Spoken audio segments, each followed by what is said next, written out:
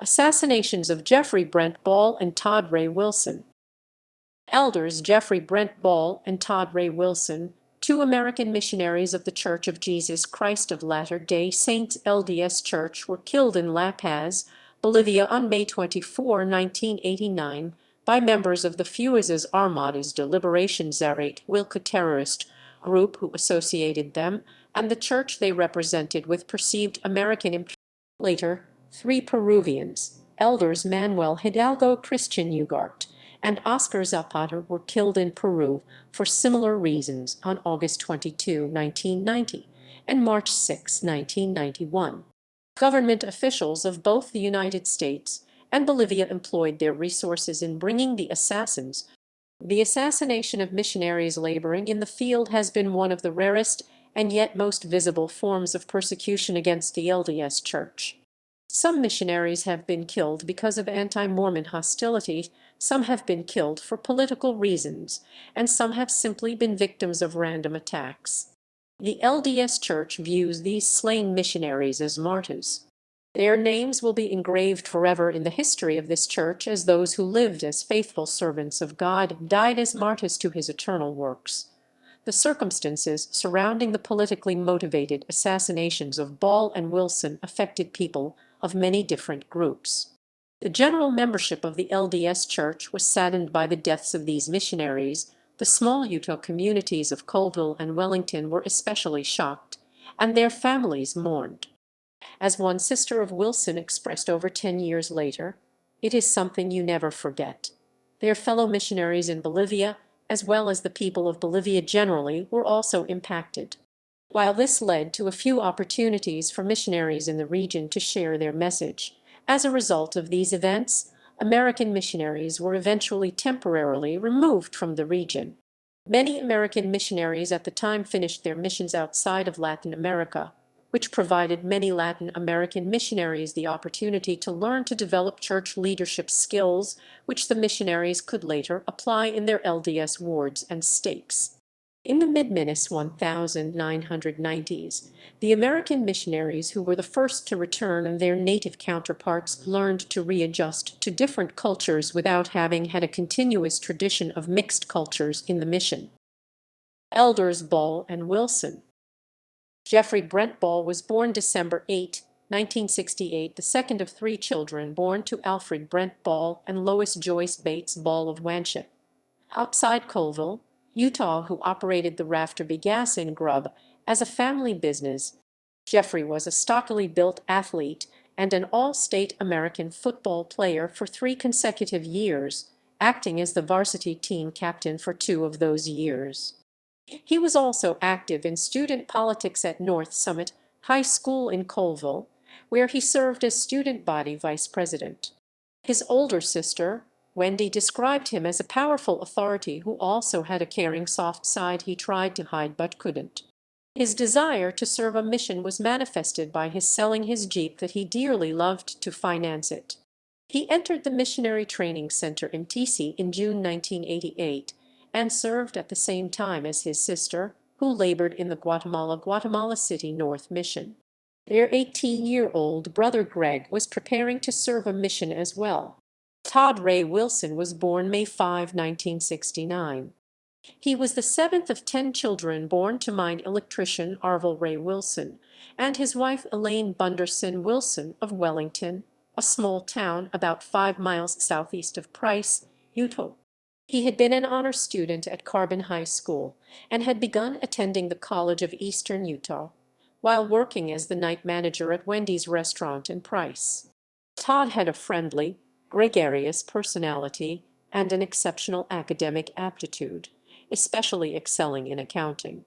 In order to save more money for his mission, he dropped his classes and continued to work late at night. He had looked forward to his mission above all else. He was the third of his siblings to serve a full-time mission for the Church of Jesus Christ. Todd entered the MTC in July 1988. At the time of his death, his brother Brad was preparing to depart for his mission. Brad left just 3 months after Todd's death and served in the Spain Seville mission. His youngest brother, James, later served a mission in eastern Canada. Terrorism in Bolivia. When Jeffrey Ball and Todd Wilson arrived in Bolivia in 1988, they entered an environment of severe political unrest and anti-Mormon antagonism in the nation and in Latin America generally. The first violent attacks against the LDS Church occurred in Colombia in 1983, where two meeting houses were bombed 8 times. Between 1984 and 1989, targets of the LDS Church in Latin America were hit by terrorists 62 times. The majority of these attacks, 46, occurred in Chile, though 5 attacks took place in Bolivia. The LDS Church in Latin America was attacked in this period more frequently than any other American-based bank, business, church, or other institution. One group that specifically targeted the LDS Church in Bolivia was known as Fuerzas Armadas de Liberación Zarathuilca Armed Forces of Liberation, hereafter referred to as Zarathuilca, named for a 19th century Indian hero. Zarathuilca was a relatively unknown terrorist group apparently formed around 1985. It first surfaced in August 1988 in connection with a failed attack on former U.S. Secretary of State George Shultz, who was in La Paz for talks with government officials. A bomb exploded near his motorcade, but no one was hurt. The group later claimed responsibility for an attack on the Bolivian parliament and caused a blackout in La Paz with another bombing. Later that year, on December 20, 1989, protesting American intervention in Panama, they attacked the U.S. Embassy in a failed attempt to assassinate U.S. Ambassador Robert Gelbard. This group had previously assaulted the LDS Church on several occasions. At one point, not long before the assassinations, it bombed the Villa Victoria Chapel in Jeffrey Ball and Todd Wilson's area, which sustained severe damage to the entrance and exterior facade. Graffiti on the side of the chapel said "Americans go home." Other chapels were robbed, and another nearby chapel was nearly bombed.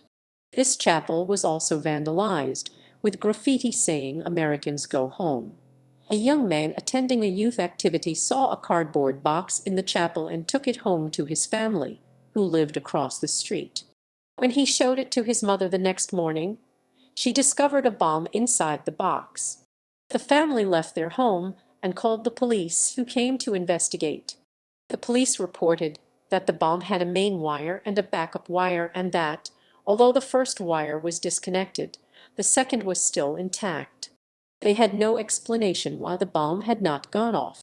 The mother was convinced that it was a miracle. These incidents were reported to the mission president, Stephen R. Wright, who did not feel inspired to remove missionaries from the area, but counseled them to live close to the Spirit and follow that inspiration. Not long after, tragedy occurred. Assassinations. For several months, members of Zarathuilca had been determining the schedules of the missionaries. Police discovered that one group member, Susanna Zapata Hanover, had been a member of the LDS Church, and another had been receiving discussions from the zone leader over the area. A rumor later surfaced of a hit list that the group held, which named several other missionaries and Americans in the area. On Wednesday, May 24, 1989, after returning at about 9:30 p.m., Jeffrey Ball and Todd Wilson left their apartment. There are 2 theories explaining why they left. One says that they had simply returned home that evening without having eaten dinner. Since they were hungry, they decided to eat. Thus, they were returning to their apartment at about 10:20 that evening. The other idea is that the assassins lured them out by having someone call them, saying that the sisters needed a film projector. Such a call seemed plausible since the sisters didn't have a telephone. They were then followed back to their apartment as they returned at about 10:20 p.m. As they were about to enter their apartment, a yellow compact car, possibly a Volkswagen, drove by, and they were shot with 9mm machine gun fire. One of the men was killed instantly as a bullet penetrated his heart. The other received a spray of bullets in his stomach and back. He remained conscious for a few minutes, then died in an ambulance. Jeffrey Ball and Todd Wilson shared an apartment with 2 other missionaries, Thane Carlson and V. Shane Milroy. Milroy was the first to find them. They called an ambulance and notified President Wright. Within half an hour of the slayings, a note from Fal Zarit Wilca was received at the newspaper offices of El Matutino Ultima Hora de La Paz. It read, "Yankees and their Bolivian lackeys' violation of our national sovereignty will not remain unpunished. The Yankee invaders who come to massacre our peasant brethren are warned, as are their local slaves. We, the poor, have no other road than to rise up in arms. Our hatred is implacable, and our war is to the death." Motivations. At first, beyond the note received at newspaper offices, officials knew little about Fal Zarit Wilca's philosophy. One United States House Foreign Affairs Committee member theorized that the attack could have come from the political left or right, the left, because the missionaries represent anti-communist America, the right because they proselytize the Indians, and those on the right want them left alone and unchanged. The right includes the big landowners and mine owners. Some guessed that this group might be a branch of the Sendero Luminoso Shining Path, a prominent Peruvian terrorist group. At this time, the United States had three main goals in Bolivia: fostering democracy, supporting economic stabilization and development, and reducing production of coca, the plant used to make cocaine, of which the single largest interest was the impact that production of the coca and cocaine has on the body politic. Up here, the no one U.S. interest in Bolivia is doing. The general climate in Bolivia reflected dissatisfaction with these policies. One former sister missionary reports being accosted by groups of students demanding to know why Bolivia should change its coca culture because the United States had a drug problem. Years later, graffiti asserting that coca is not cocaine nor Coca-Cola could be seen on walls in Bolivia. It was early theorized by Bolivian and U.S. officials that this group resisted U.S. anti-drug policies, possibly being connected with drug traffickers. However, this drug theory later became seen as only part of a larger problem, as officials discovered Fal Zarit Wilca's Marxist ideology, which was mixed with the philosophies of an Indian rights movement known as Terrorismo. Such findings were further confirmed as authorities learned that one or more of the rebels had received bomb training in Cuba. "It's pure Cuban terrorism. I don't think there is any question about it," said Ambassador Robert Gelbard. Thus, Bolivian Marxist ideologues and politicians such as Fal Zarit Wilca considered United States anti-drug and military aid programs as violating their national sovereignty. In addition to using the United States as a scapegoat for Bolivia's problems, Fal Zarit Wilca sought revenge for their political parties, poor showing in Bolivia's recent national election on May 15, blaming the United States for this as well, claimed Gelbard. Fal Zarit Wilca attacked religious targets, such as the LDS Church, because they viewed the Church as an imperialist agent of U.S. interests. While this may seem unreasonable to an organization that constantly affirms its political neutrality and disavows any connection with any government, according to leftist groups, the connection is so apparent that there is no need to explain or justify it. Latin America does not share the tradition of separation of church and state found in the United States. On the contrary, religion has played a prominent role in politics since the European colonization of the 1500s. Their idea of imperialism is not limited to territorial expansion, but involves a whole series of political, cultural, and religious means, including the LDS Church. This view of the LDS Church as Yankee is reinforced by a heavy American missionary presence, Midwestern worship styles, centralization of the Church in the United States, and the Church's doctrinal justification of the United States Constitution. This view is further substantiated by the tithes and offerings that go directly to church headquarters in Salt Lake City, Utah, the church's extensive corporate holdings, and the impressive structure and location of its buildings. It is generally felt that this group targeted American missionaries because they were such an easy mark. Their white shirts, ties, and name tags made them stand out prominently, to say nothing of their generally fair complexion and relative height. Jeffrey Ball and Todd Wilson worked in a particularly poor, rough section of La Paz that was well known for its brothels and bars, and the fact that most of the people in that part of town wouldn't say anything about what they saw. Indeed, the United States felt it necessary to offer a $500,000 reward for information leading to the capture of the assassins, in an attempt to induce individuals to come forward. Finally, while some have speculated that Jeffrey Ball and Todd Wilson were not the intended targets, that the group made a mistake and then decided to run with it, and the assassination was nothing but a tragic error, the evidence suggesting that the missionaries were staked out might have been lured from their apartment, as well as the fact that the group particularly targeted the LDS Church.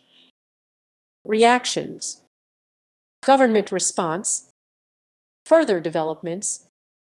Terrorist acts against the LDS Church in South America did not end with the deaths of Wilson and Ball. On August 22, 1990, at about 1:30 p.m., in Huancayo, Peru, members of the Tupac Amaru revolutionary movement MRTA ambushed Manuel Antonio Hidalgo of Arequipa, Peru, and his companion Christian Andrini Ugarte of Trujillo, Peru, serving in the Peru-Lima East Mission. The missionaries were apparently on their way to a lunch appointment. Both elders were beaten, one was stabbed in the throat, and they were both shot once in the head. Their bodies were found with a sign saying, "This is how imperialist supporters die."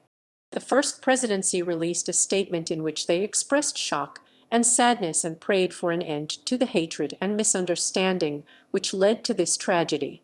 Following on the heels of this tragedy, Oscar Zapata of Pura, Peru, who had been serving in the Peru-Lima East Mission for just 2 weeks, was shot on March 6, 1991. No one saw where the shot came from that killed him. As a result of these shootings, North American missionaries were further reduced in Bolivia and Peru. According to Thomas V., who served in the Cochabamba, Bolivia mission from March 1990 to March 1992, 90% of the missionaries were Bolivians at this time, as no new American missionaries were called at this time, and those few already in Bolivia completed their missions. By 1993, all North American missionaries had been removed from these missions.